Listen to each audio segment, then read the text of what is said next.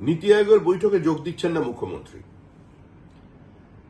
এর আগের বার মুখ্যমন্ত্রী বৈঠক শেষে বেরিয়ে এসে বলেছিলেন যে তিনি যখন কথা বলছিলেন তার মাইক অফ করে দেওয়া হয়েছিল। সংশ্লিষ্ট কর্তৃপক্ষ সেই বক্তব্যকে সমর্থন করেনি।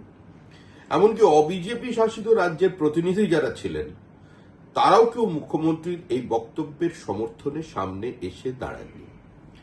এখন প্রশ্ন হলো যে কেন্দ্র রাজ্য ঐক্যবদ্ধভাবে একটা সার্বিক আর্থসামাজিক উত্তরণের জন্য সেখানে নীতি নির্ধারণ হচ্ছে।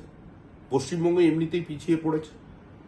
লক্ষ লক্ষ মাইগ্রেন্ট লেবার, অল্প বয়সী ছাত্রছাত্রীরা তারা এ রাজ্যে পড়াশোনা করার ইচ্ছা নেই, ভিন রাজ্যে চলে যাচ্ছেন।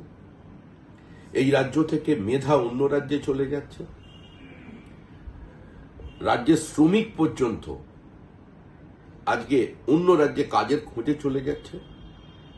এই পরিস্থিতির মধ্যে দাঁড়িয়ে যখন পশ্চিমবঙ্গ অর্থনৈতিকভাবে খাদের কিনারে এসে দাঁড়িয়েছে, তখন মুখ্যমন্ত্রীর এই নীতি আয়োগের বৈঠক বয়কট করা কার্যত পশ্চিমবঙ্গকেই একটা অনিশ্চিত ভবিষ্যতের দিকে ঠেলে দিল।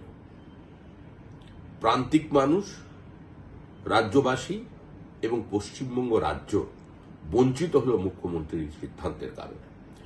কেন্দ্র বিরোধিতা, মোদী বিরোধিতা, এই বিরোধিতার রাজনীতির কারণে রাজ্যের স্বার্থকে বিসর্জন দিলেন মুখ্যমন্ত্রী। অবশ্য এটাই শেষ সুযোগ ছিল। মুখ্যমন্ত্রী হিসেবে হয়তো আর তিনি ভবিষ্যতে নীতি আয়োগের বৈঠকে যোগ দেবার সুযোগ পাবেন না। তৃণমূলের বিদায় নিশ্চিত।